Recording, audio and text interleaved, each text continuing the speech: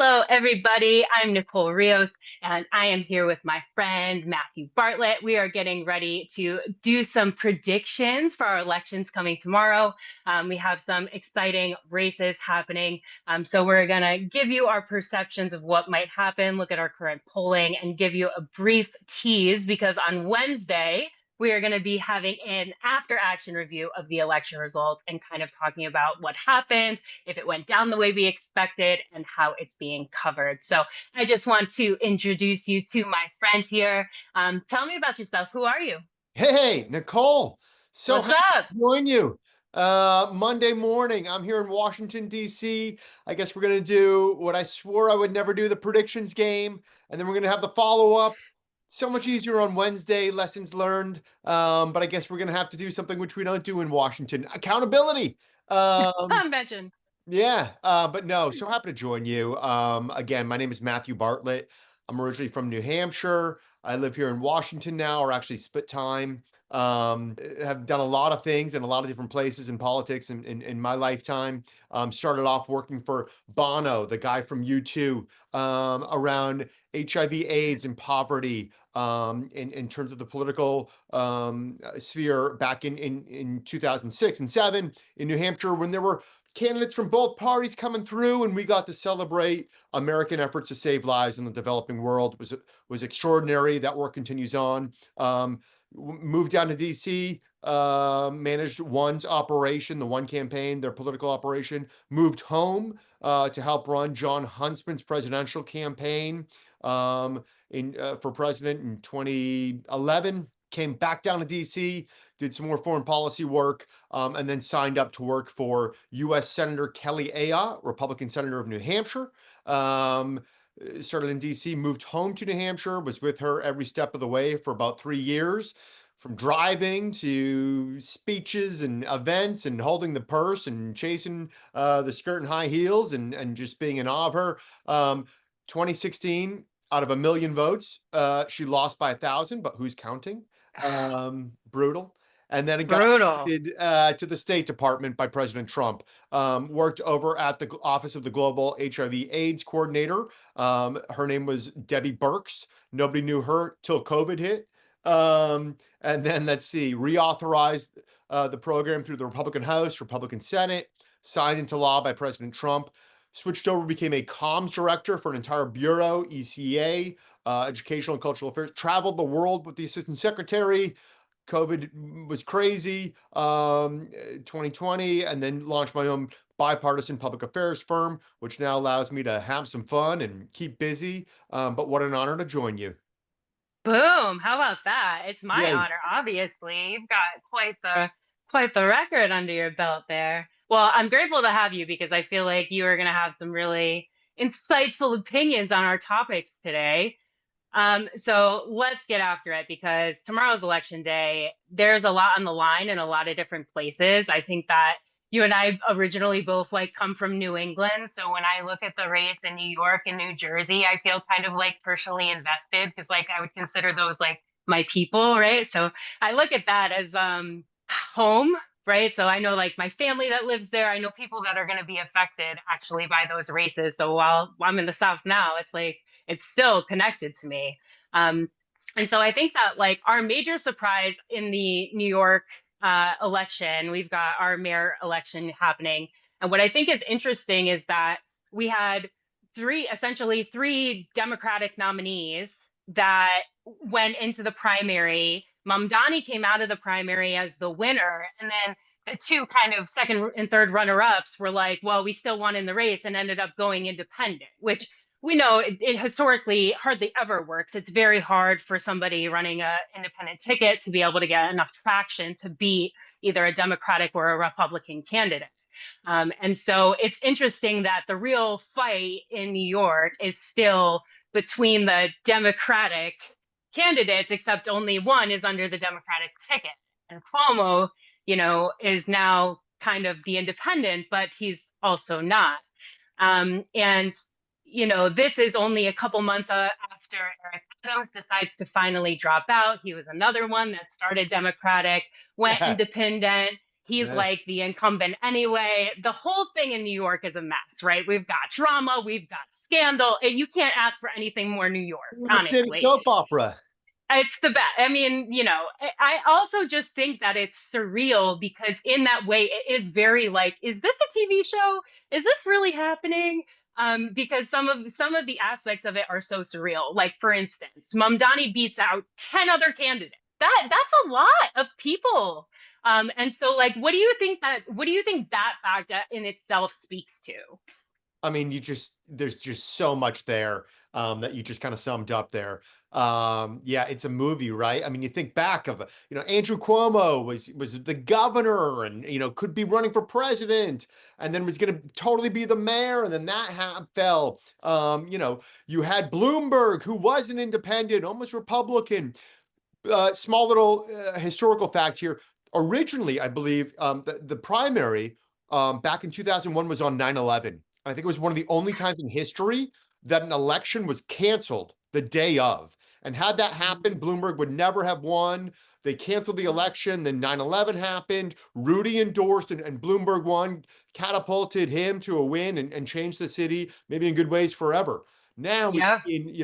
Bill de Blasio was kind of a blow to the city. Eric Adams, again, a hopeful, was going to be this, talk about him for president. Now you got corruption and, what a bum. And then, the president coming from New York, New York, the capital of capitalism, now going to have a socialist, like, holy smokes. I always say, like, I'm from New Hampshire. Like, I understand why Bernie Sanders is from Vermont. Ben and Jerry's, hacky sack, weed, Woodstock, totally makes sense. You got Bernie there. New York City, no way. Like that's a place, no matter where you're coming from, no matter your culture, no matter your language, we all speak one money. We all speak one language, and that's money, right? Right. And Right. capitalism. Now you're gonna have, it looks like a socialist mayor. So it's a soap opera, but I think we all know how this ends, with him winning Tuesday night, and I think winning in a big way. Well, when my heart breaks to hear it, honestly, when I look at it, I think about the impact of all of the like liberal universities in New York and all of the electorate that is like young and saddled with debt. And like they are looking to this guy to like solve all their problems. Honey, socialism solves zero problems. Yeah. Just FYI. PSA out there, guys. And so I just it is one of those things where I'm optimistic because I think that I think that we are probably right. My prediction is also that he wins. I am like holding out. I think that like ideologically, Leewood just makes me laugh. I think this guy is hysterical. It's the biggest joke out. But again, we're talking about these positions that are just completely unopposed. Any joker could just walk up and just be like, ta-da, I'm the nominee because nobody else is giving them a run for it. And this is the situation that we get into when campaigning and politics gets so nasty that the pool of people willing to go through the mud to get somewhere is so small that you just get these jokers like obviously this is a joke, but he was up on the debate stage talking about his wife and her knitting projects. I'm like, what is happening? I get it. Like his whole tagline is like protect the animals, and I'm like, dog, no, protect NYC. What are we doing? So I it's mean, just killer. It's killer. I've never seen something like this. I mean, when we look back, Curtis Lewa, I've seen that red hat, I think, almost every couple of years for my And lifetime, right? doesn't that just scream communist? I mean, I think that's so backwards because it's Totally, totally. like, dude, you're sending the wrong message. Uh, I think you're gonna have Cuomo, which I think we're gonna look back and say, he epitomized everything that's wrong in politics right now. He's got the baggage. He's older, tone deaf, has been Oh, retread. They were like, who's a politician you admire? He's like my dad. And then you have Mandami, who's this young, good looking, brilliant communicator on just bonkers ideas. I mean, I think at one point, correct me if I'm wrong here, he's just like, we're gonna like, you know, tax I can't remember how it is, like the people that live in like white buildings or something like this. He actually like threw race into some of this stuff. It was crazy. We're gonna take over grocery stores, freeze the rent. I'm just shocked at some of these ideas, how that make no economic sense, make no common sense. Yet listen, you ever been to New York? I can't afford to go there for the day, much less live Right, there. So, like, a right, part of me understands the affordability argument. It's just the 100%. solutions that he's proposing are just preposterous to me. And now we're going to see what happens. When what is it, the real world, when people, start getting when you win and make a lot of crazy promises. So I don't Well, know. see, I guess that's where I'm like holding on to the end of the ledge with my fingertips because I really do feel that a lot of what he says is nonsense.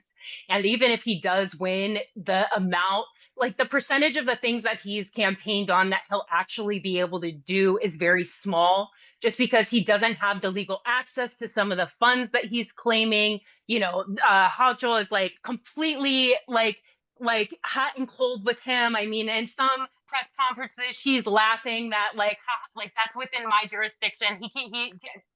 He can't do that. And then playing pussyfoot with the endorsement. It's just like it's all a freaking mess. I don't know. It's again, we're talking about someone who is young and vibrant and just inspiring the young and dull. And there is such a population in New York City that is just been surrounded by all of these protests and all of this. Um, it's such a multicultural city and has become so much more that. And the electorate there has just changed so much, and the ideas there have just changed so much. And I think that we've talked briefly about it, but I think that a lot of what changed the electorate was also COVID, and a lot of people that were there that felt very oppressed by needing a vaccination card to go to a restaurant or all of the other crazy stuff that was happening there, like those people that might have been a little bit more center or right leaning already ran. And so what you're left with is this generation of kids who is down, broke, exhausted. They have no forward looking hope. And then you've got this young, charismatic kid walking through and changing the social media game. And all these old geezers are like killing grandma and like slapping your girlfriend's ass while she's trying to get his memos straight. And it's just like, who's your option? Like that's what I'm saying. Like when you get down to it, and these are the only candidates you have. I think that somebody went into Cuomo and was like, knock, knock, knock. Hey, we'll give you 100 mil. Just come stand up and at least try and get this guy off the ticket. I really don't think Cuomo had any personal intention to run beyond being persuaded by somebody with a fat checkbook. Because he just should have just been off in the dust, but they have no other talent to offer. And so I mean, Cuomo's polling is like better now than it has been. Let's be honest. He's not in the same position he was like 6 weeks ago. Maybe. Listen, I'm sure. It Tell sounds me the like, truth. yeah, yeah, yeah, yeah, yeah. I'm not sure if that's what you think or what you hope. But I'm going to press you right now. What is your prediction for Tuesday's results? What's your call? We're going to hold you to this. Listen, Mamdani is like plus 13, plus 16. I mean, in all of these polls, it's disgusting. I am just to be the antagonist, I am predicting a Cuomo upset.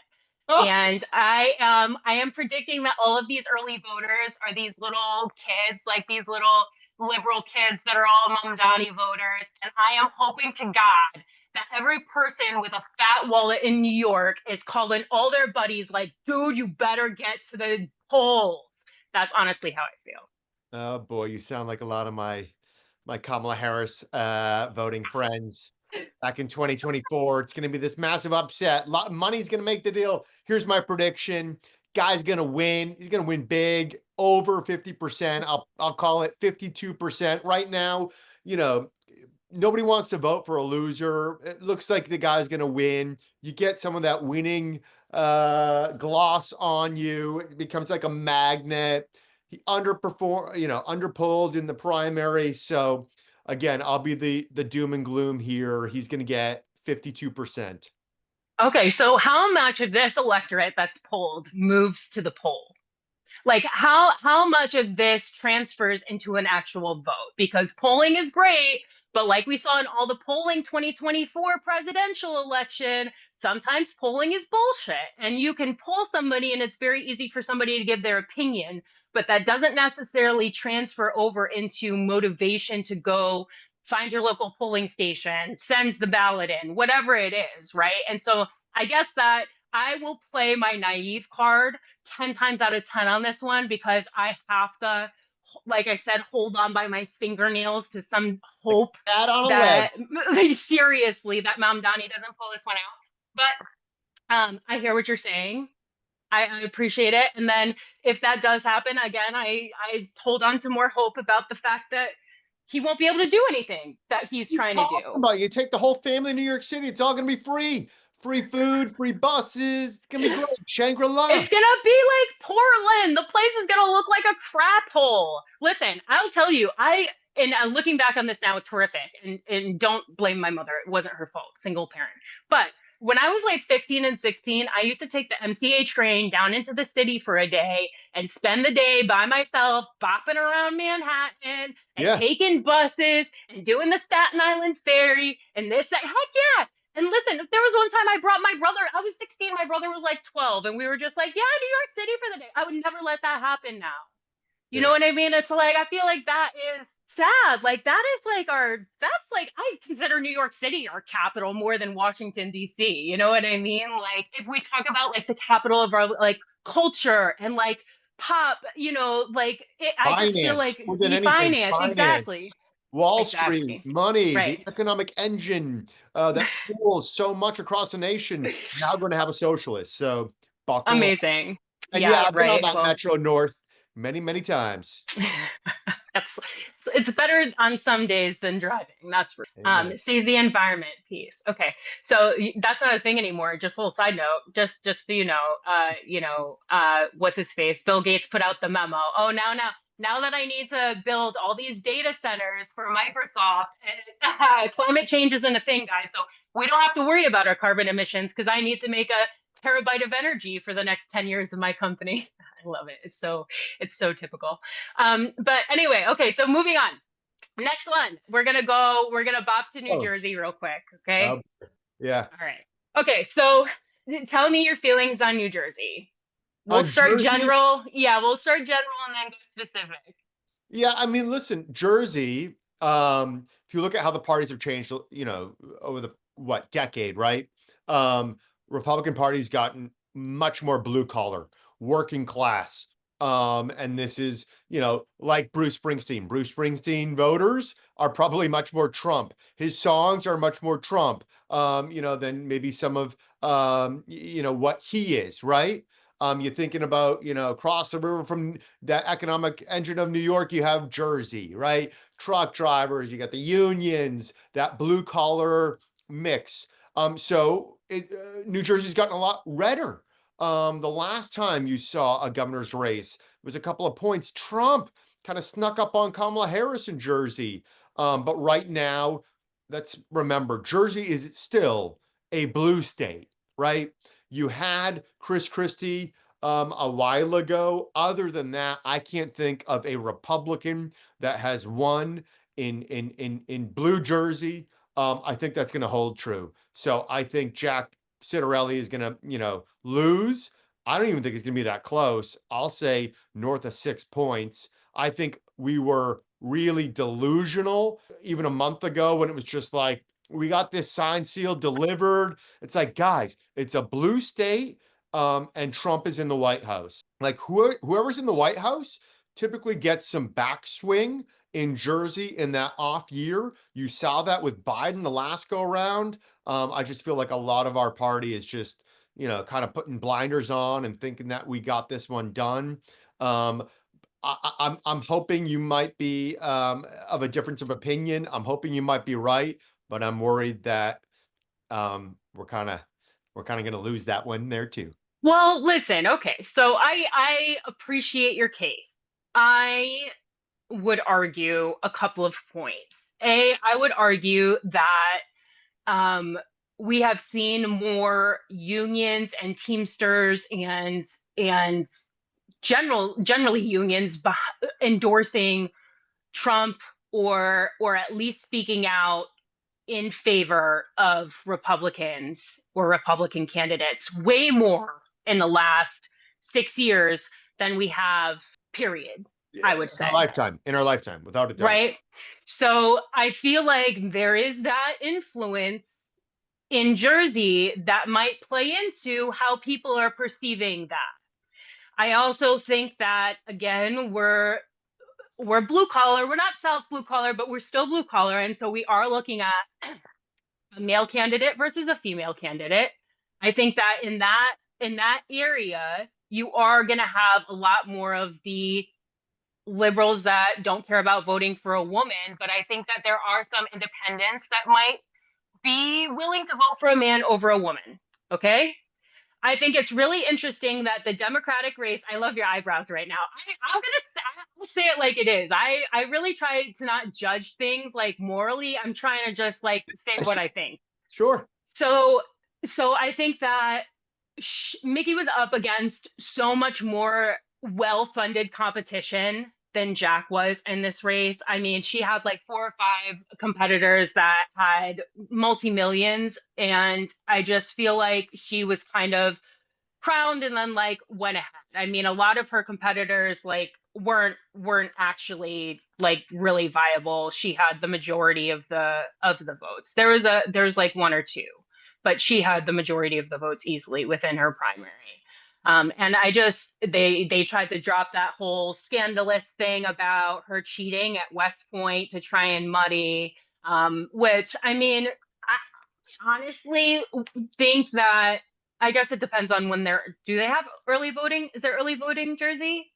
Sure. Yes. Big time. Okay, so I'm sure they probably timed that to try to impact early voting, but I do think that probably that was dropped a little too early, in my opinion. I think that would have done a little better for them a little later down the road. Yeah. I don't know. I'm not the strategist. I think as a perception, it's so far past now that I don't think it still has the taste. The news cycle has moved, like it's just goner. If But you I mean, don't catch it, we talk about New York, Mandami, affordability, right? Economic populism. Mikey Sherrill's going to win on what? On what would you say? I don't think there's anything to say. I think it's just I like could not even tell you. I generic have no Democrat, idea. Yeah, generic exactly. Democrat. Blue ticket. That's all. I Generic agree. Democrat, Jersey in a off year where Trump is president. You know what I mean? Like, what is her? 100%. And I think she was billed as just this next generation. You saw the media build up around her. I think she's been incredibly, incredibly underwhelming as a candidate. Yet I don't Oh think it matters. no. Yeah. Congratulations, you're still going to win. Maybe she isn't going to win. Maybe he's going to lose. If that makes any sense. Just atmospherically, it's like, um, you know, this she seems to be Yeah. Well, enough, doing enough to win. her endorsement list is never ending. And I feel like that's probably the thing that's keeping her floating down the river is that just she's the chosen one. And so she will move forward. And then So, okay. let's remember we have Trump, where I think he's doing a teletown hall tonight. You know what I mean? Like doing a Trump rally. Might in Jersey, the state that he lost, the blue state. It can hurt as much as it helps. And to your point, even Trump is not on the ballot. Trump has a incredible way of pulling people to the polls, sometimes voting for him and leaving and just voting for you. Look at the 2024, a lot of those Senate races, Republican Party senators, were losing, but Trump was getting plenty, won the state. They vote for Trump and leave. So he brings people out, and when he is not on the ticket, there's an effect. So yeah, Yep. I think Jersey, again, same thing. If you're a liberal, if you're a part of the resistance, get ready to party, pop some champagne in Jersey. Heartbroken. Heartbroken once again. Okay. Fine. Fair. I accept. I just I'm saying 6 points. for the pure I don't even think it's close. y'all, people in Jersey, just vote for Jack Citarelli because he sounds Italian and that's your people. Just vote for vote for Jack. Oh my God, you're killing me. Okay, fine. All right, fine. All right. Virginia. Um, w Virginia. All right. So now we're talking another governor's race, right? And And lieutenant governor and a controversial attorney general. I love it. It's so great. Is this usual? Do these always happen at the same time, or is this just like a 2 and 4 year situation turning out at the same time? No, always happens. Always happens. Okay, thank Yeah. you. And All and right. and and Virginia's so weird. You get to run for governor once. So as soon as you win, you're a lame duck. It's so weird. And some people think that you're free to do whatever you want, and some people think Right? Like you don't get an incumbent shot, you're in, and then you got to do what you can do. So does that mean that you can do everything, or does that mean that you're kind of stuck because things take time? I think that it's probably hard to vote based on those facts. You don't know what can be promised versus what can be executed. yeah, again, Virginia, one and done, right? You either move on to the Senate, no matter who you are, you're talked about for president, maybe for vice president. Of course, poor Bob McDonald, popular governor of Virginia, had some corruption accusations that went to the Supreme Court. They cleared him. It is always, it's right on the doorstep of DC. A lot of federal workers. It's funny. Virginia used to be a red state, then a purple state. Virginia is a blue state. Let's all accept this. Glenn Youngkin snuck one past the goalie, if you will, the last go around with Biden being wildly unpopular, with Terry McAuliffe, who was again kind of a retread. The former governor made a horrible statement at a debate that was just something effective like, kids belong to the teachers more than the parents, or something crazy. It was like, what are you talking about? And Youngkin won a very, very, very narrow election. Now you have a different dynamic where I never thought I would live to say, I think Jersey's going to be closer than Virginia. I think this is going to be just a blowout here in Virginia. Oh man, I think you're probably right on this one, unfortunately. I mean, Spanberger's been around, right? She was like in the House of Representatives prior to this. And so I think that she's probably a well-known name for the Democratic Party. I also think that it's one of those things where it is a blue state. You're going to be coming up against a lot as a Republican candidate. I think that the interesting thing is like here we've got a black woman, y'all. She would be like the first Jamaican-born female governor in U.S. history, Winsome Earl Sears, and I just think that it's so funny that like when it comes down to identity politics actually deciding the thing, like once you've already gotten a qualified candidate, it's so funny that it's so easy for them to be like, nope, just the liberal white woman, just go with her. DI doesn't matter anymore. It's just a funny. Yeah, I agree. Identity politics only matters when it's your party. You know what I mean? Right, That's when people care. Make right, no mistake. I'm never going to vote for a conservative woman, or I'm never going to vote for, a liberal. We can break any, we can split the atom. We can't split the partisan bonds here, and that's going to hold tight. for sure. Okay, well, womp womp womp. All right, well then the last thing that I'm just keeping an eye on is And I'll Prop put that. I'm going to 50. say 10 points there. 10 points. Boom. You got. I think, which is a horrible candidate. In poor Winston Sears. You have a lot of federal layoffs here in DC. Trump is Yeah. there. Blue state. Everything comes together. 10 points. Blowout. Brutal, Again, same thing. brutal. Spamberger couldn't tell you why she's winning, other than she's not Republican. She's not fanfare built up to be this next It's generation. You know, it's money. I can tell you because I am in whatever marketing group, like as far as like regional marketing, because I am getting all of her ads. And I can tell you, I see her ads 5 to 1 to Sears ads. And I can tell you that her ads are pretty well done.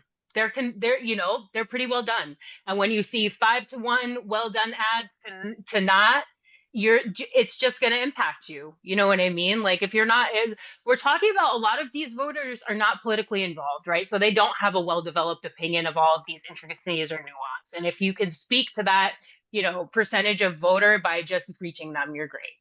Well, the one Okay, one asterisk I would point out is that I'm sorry, is that attorney general race where the Democrat right. attorney general, you know, texted the most abhorrent, disgusting, political violence stuff, and even he might win.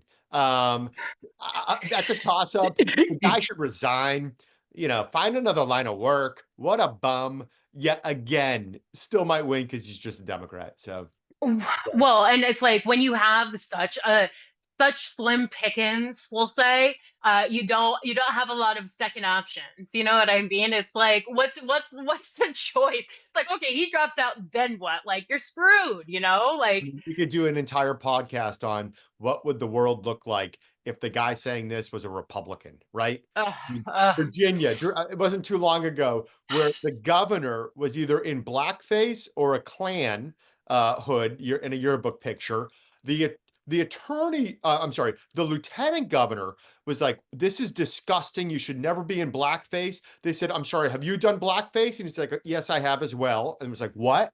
And then the attorney general they were looking to had crazy rape accusations from a DNC. Again, if any of these were Republicans, we're talking front page story. So, welcome to hypocrisy. Right, it's the best. I know you have to run, so we're gonna do one word answer on Prop 50. Pass, fail. Yeah, pass, Pass. and it Oh should. man. Not only am I a fan of Arnold and hate the gerrymandering, redistricting, all of it. We've seen too much of it. Yeah, you saw Texas move, and then you saw California is going to move as well. I guess I don't know where this ends. Like at the end of the day, who's going to come out on top? There's a small chance that Republicans, we started this, if you want to say, in Texas, and then it doesn't work out in our favor. I'm not sure. Virginia might do it. Maryland might do it. Illinois, which is already gerrymandered, might do it. It's so weird. Um, If Illinois finds anything that's else what I less mean. than that freaking map, it will be, ooh, Remember when the the felon of youth Texas over Dems there. left and to go make their point in Illinois? And it was like, what? But what do you think happens in California? Listen, I'm conflicted on this one more than any other thing because I really feel like the messaging in the beginning of this thing was trash, and all of the opinion from people in California was we basically just got this to be an independent redistricting process, and now you're asking for us to vote it back into being in democratic control. And I just feel like that there were so many people that tasted the poison on that. They were like, yeah, this is really manipulative. And then you had people like Obama go and talk about it. And now they're having all the big heads push it. And I just feel like I saw some headline about it was like the most amount of money spent towards one like campaign push for the Democrats in like some excessive amount of time. And I'm like, well, after Kamala's campaign, like that's we're talking about a lot of money. So I don't know, but what I'm saying is like they really want this. And I feel like the math that was done before worked out that like Republicans can end up with like +3 or plus 5 if everybody who can does, right? And so it's like where does the fire catch? Where do we end up landing after it all? I feel like the Democrats have so many states that like are just such dry that they really don't have a lot to play, especially up by us in New England and everything like that. And so I do want to watch for that because if that passes, I feel like that's like lighting the fuse on the fireworks a little bit, and like we'll just have to wait and see what happens when the fuse gets to the end, whether it really blows everything up or whether it kind of fizzles and does. Yeah, we got redistricting contagion across the nation, spreading faster than COVID. Who knows how it all ends? Arguably not good no matter what. But I think Right. it's going to pass in California. I think it's only going to help Gavin Newsom. So yeah, summing it all up, as a Republican, let me just say, be prepared to drink early, drink heavily on Tuesday, because I think it's just going to be just a natural pendulum swing. Trump is in the White House, numbers on the economy, what matters, and it's just going to swing back. And then you're going to have just reams of media being like Dems are back, and this is just going to set the narrative to the midterm. So, boy, oh boy, you're going to keep busy podcasting.